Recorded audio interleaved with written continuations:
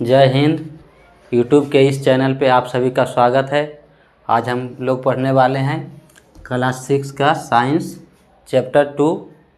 इससे पिछला क्लास करा चुके हैं। उसमें कहाँ तक बात किए थे? कार्बोहाइड्रेट, प्रोटीन, ये दोनों पढ़ा चुके हैं। आज की कक्षा में बात करेंगे वसा पे और विटामिन पे। ठीक, आशा करते हैं कि आप सभी अच्छे से पढ़ाई कर रहे होंगे और नोट्स ज़रूर बनाइए। ठीक, नोट्स के लिए इस चैनल के डिस्क्रिप्शन में जाइए, टेलीग्राम लिंक दिया गया है, वहाँ से नोट्स प्राप्त कर सकते हैं। आइए आगे बढ़ते हैं। पोषक तत्व के बारे में क्या पढ़े थे? कार्बोहाइड्रेट मुख्य रूप से 5 प्रकार के पोषक तत्व को 5 वर्गों में बांटा गया है। मुख्य रूप से कार्बोहाइड्रेट, प्रोटीन, वसा, विटामिन और खनिज लवण। इनमें से पिछली कक्षा में कार्बोहाइड्रेट और प्रोटीन पे बात कर चुके हैं। इस कक्षा में वसा और विटामिन पे बात करेंगे। ठीक, तो आइए वसा के बारे में जानते हैं। कार्बोहाइड्रेट की तरह वसा भी कार्बन, हाइड्रोजन तथा ऑक्सीजन का बना होता है।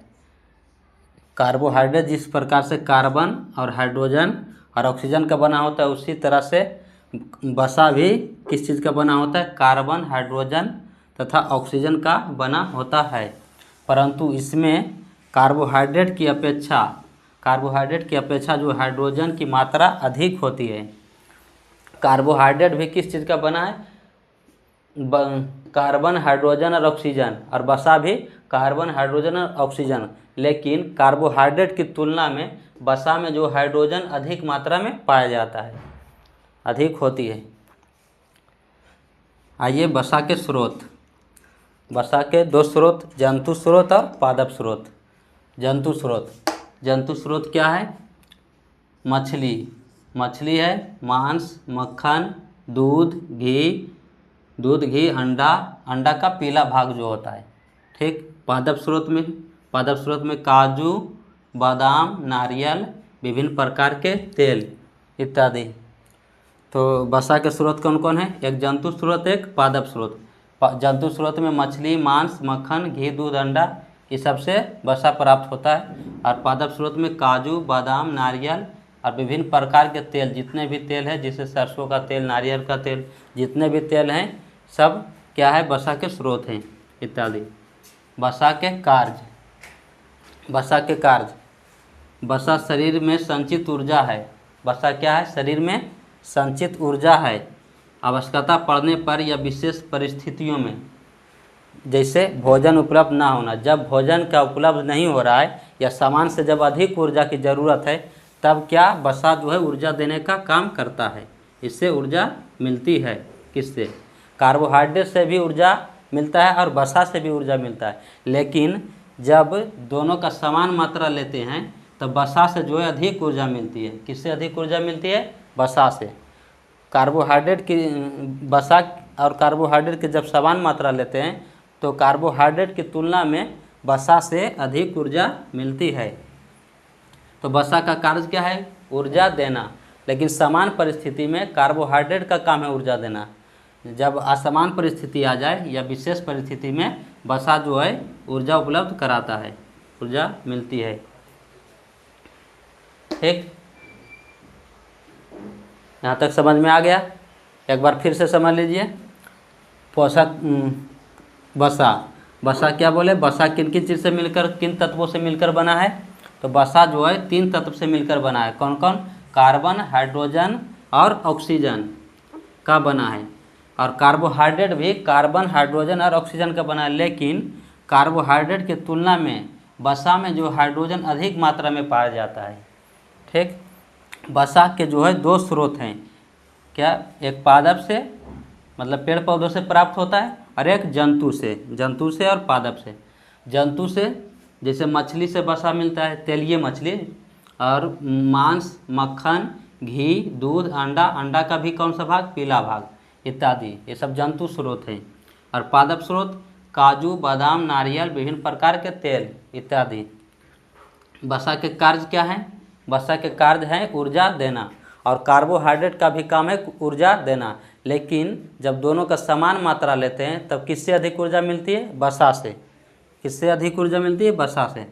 और समान परिस्थिति में जो है कार्बोहाइड्रेट्स ही ऊर्जा देगा, लेकिन जब असमान परिस्थिति आ जाए, जब हम भोजन नहीं कर रहे हैं या कोई ऐसा हार्ड वर्क कर रहे हैं जिसमें अधिक ऊर्जा की ज़रूरत है, भोजन भी ना किए हैं और अधिक ऊर्जा की ज़रूरत पड़ रहा है, तब कौन, ये जो संचित ऊर्जा के रूप में रहता है शरीर में वसा, तब ये ऊर्जा देने का काम करेगा जब ज़्यादा आवश्यकता होगा तब। और प्रोटीन के बारे में बोले थे, प्रोटीन भी ऊर्जा अंतिम स्थिति में देता है, जब लास्ट स्थिति आ जाता है, जब कुछ भोजन भी नहीं कर रहा है, प्रोटीन का जब पाचन होने लगता है तो समझ जाइए कि अब लास्ट स्थिति है, अब मरने के कगार पर आ जाता है। प्रोटीन का लास्ट में पाचन होता है। ठीक, यहाँ तक क्लियर?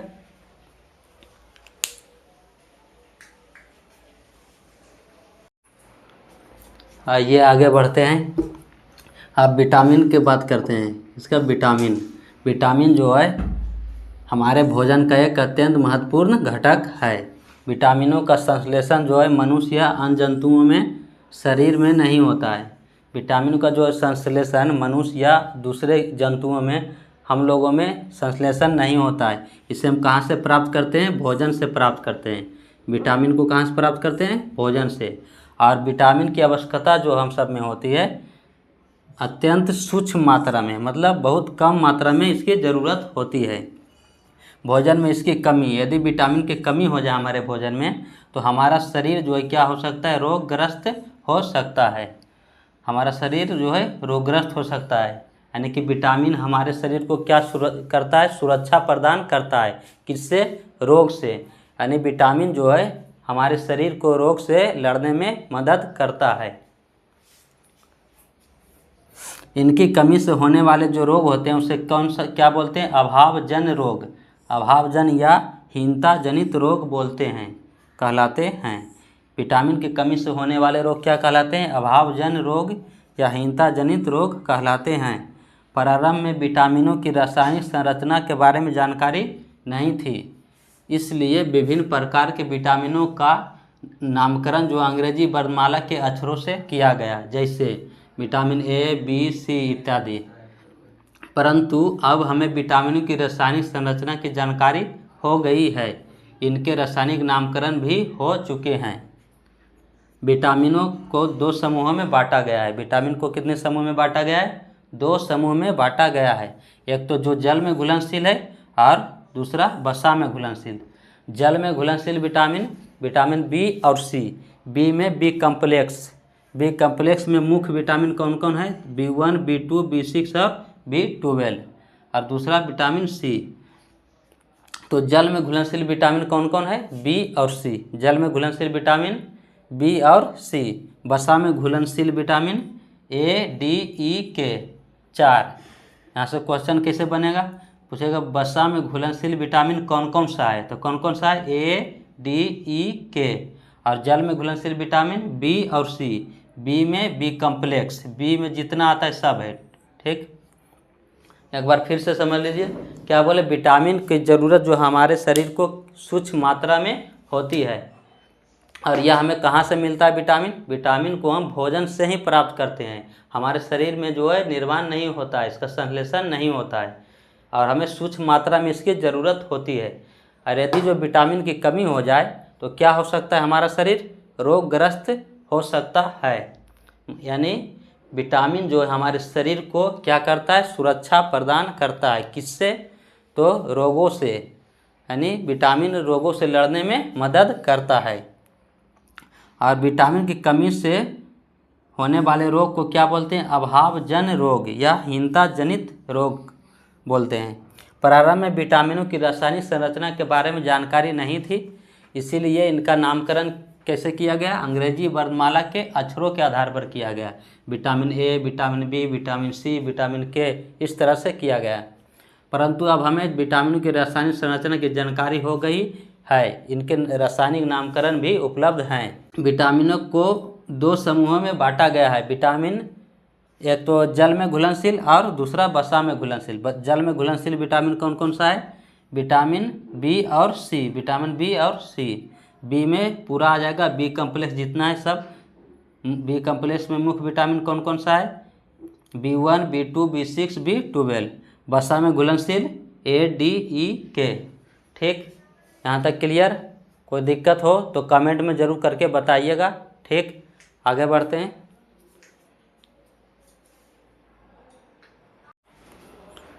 आइए अब जल में घुलनशील विटामिन बी और सी के बारे में बात करते हैं। विटामिन बी कम्प्लेक्स में प्रमुख कौन कौन है? विटामिन B1, B2, 6 और 12। विटामिन बी समूह के विटामिनों के कार्य जो है एक दूसरे से मिलते जुलते हैं। ये जो एक समूह है विटामिन बी का, बी कम्प्लेक्स में क्या है? बी का एक समूह है। तो ये जो बी समूह है विटामिनों के कार्य, इन सब के जितने विटामिन हैं बी कम्प्लेक्स में, इन सब के जो कार्य हैं एक दूसरे से क्या होते हैं? मिलते जुलते हैं।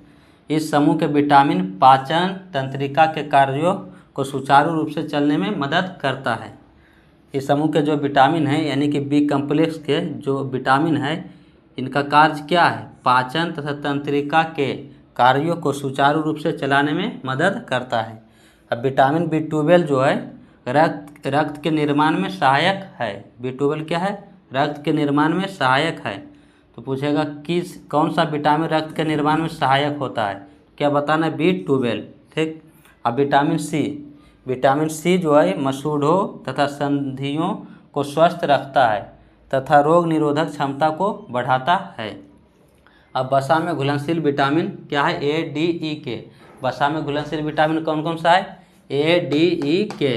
विटामिन ए जो है नेत्र, त्वचा तथा बालों को स्वस्थ रखता है। विटामिन ए का काम क्या है?